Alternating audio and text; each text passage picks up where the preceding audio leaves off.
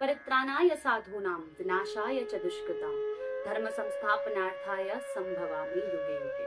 भगवान श्री कृष्ण कह रहे हैं कि दुष्कर्मियों के विनाश के लिए, मेरे भक्तों के कल्याण के लिए मैं कृष्ण हर युगों में अवतरित होता हूं। भगवान कलयुग में कौन सा अवतार लेंगे, किस रूप में आएंगे और कब आएंगे, कहाँ आएंगे, और कलयुग में ऐसा क्या होगा कि भगवान श्री कृष्ण को अवतरित होना पड़ेगा, ये सब कुछ हम जानेंगे इस वीडियो में। तो वीडियो को अंत तक देखते रहिए। भागवतम में श्री सुखदेव गोस्वामी जी परीक्षित महाराज को कलयुग के लक्षण बताते हुए कहते हैं कि जैसे जैसे ये कलयुग आगे बढ़ता चला जाएगा, लोग अधर्मी होते जाएंगे, लोगों में क्षमा दया कम होता चला जाएगा, लोगों में बल और उनकी जो याददाश्त है वो कम होती चली जाएगी।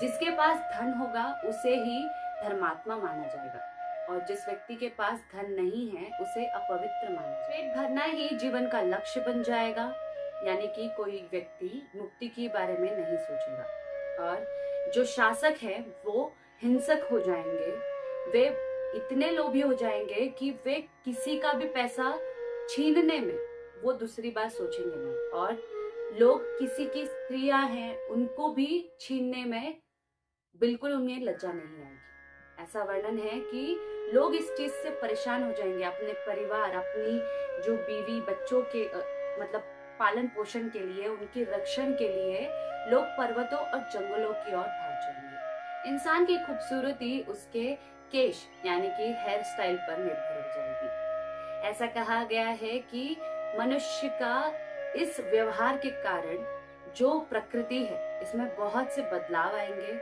बहुत सी बीमारियां आएंगी जिससे लोग काफी हद तक मर सकते हैं, मतलब मर जाएंगे, जैसे कोरोना आया था वैसे। बट ये अंत नहीं है कलयुग का। बहुत लोग ऐसे बोल रहे हैं कि 2026 में ऐसा कुछ होगा, पेंडेमिक होगा और कलयुग खत्म हो जाएगा। तो ऐसा नहीं होगा, ये पेंडेमिक्स होते रहेंगे ताकि लोग आबादियां कम होती रहे, और ये कलयुग का एक लक्षण है।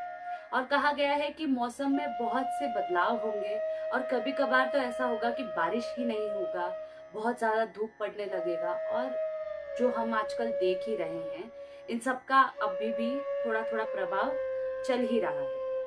और ऐसा भी वर्णन है कि आसमान में हर वक्त एक अंधेरा सा छा जाएगा, और बिना मतलब बादल के बिजली कड़कती रहेगी। बल्कि पुराण के अनुसार भगवान का अवतार यूपी के संबल गांव में महान ब्राह्मण विष्णु यश जी के यहाँ होने वाला है। बैसाख के पूर्णिमा के 12 दिन बाद भगवान कल्कि का अवतार होने वाला है। ऐसा वर्णन है कि वे एक देवदत्त नामक घोड़े के साथ आएंगे, और उनके हाथ में चमकता हुआ जैसे बिजली जैसा चमकता हुआ तलवार लेकर आएंगे, और इनके हाथों में इतनी शक्ति होगी कि लाखों करोड़ों लोगों को ये एक साथ मारने का बल रखेंगे। और इनकी जो सुंदरता है, अब इनकी सुंदरता कहना ही क्या, ये भगवान श्री कृष्ण जैसे ही सुंदर राजाओं का ये वध करेंगे और धर्म की स्थापना करेंगे। ऐसा वर्णन है कि तब ऐसा हवा सब जगह फैलेगा जिसमें सतोगुण होगा। सबके हृदय में, नागरिक जो होंगे उनके हृदय में सत्वगुण पैदा हो जाएगा, मतलब बढ़ेगा, जिसकी वजह से वे सारे साधु जैसा व्यवहार करेंगे, और उसी से सतयुग शुरू हो जाएगा। बहुत लोग ऐसे भी बोलते हैं कि आसमान मतलब फट जाएगा, पृथ्वी में आग लग जाएगा, न जाने क्या क्या, बट ऐसा कुछ नहीं होने वाला है। सिर्फ युग बदल रहा है, प्रलय नहीं। प्रलय होता है तो भी ये सब नहीं होता है, बट फिर भी तो ऐसा कुछ नहीं होने वाला है।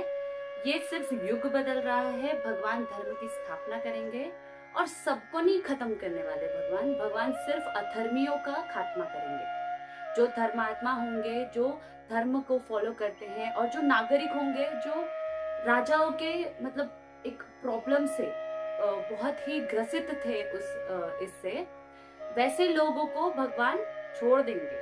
वे सारे सतयुग में होंगे, आगे बढ़ेंगे। तो इस तरह कलयुग से सतयुग का शुरुआत होगा। भगवान कलयुग की स्थापना करने के बाद अपने धाम को वापस लौट जाएंगे।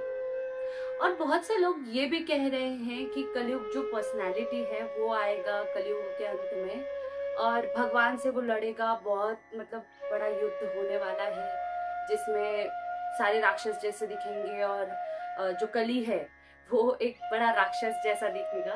तो देखिए ऐसा कुछ नहीं है, कलयुग में राक्षस कोई और नहीं, इंसान के अंदर का जो ईगो है, ये मैं ही सबसे बड़ा राक्षस है और यही कलयुग है और भगवान इसी का ही अंत करने वाले हैं। बस आज के लिए इतना ही। बहुत से रूमर्स थे कलयुग को लेकर के, इसमें जो भी मैंने बताया है ये पूरा हमारे शास्त्र में जो भी था वो मैंने बताया। आप मुझे कमेंट करके जरूर बताइए कि ये सब कुछ आप जानते थे या नहीं। लाइक कीजिए, शेयर कीजिए और हाँ, सब्सक्राइब करना ना भूलें। मिलते हैं अगली वीडियो में, तब तक के लिए राधे राधे।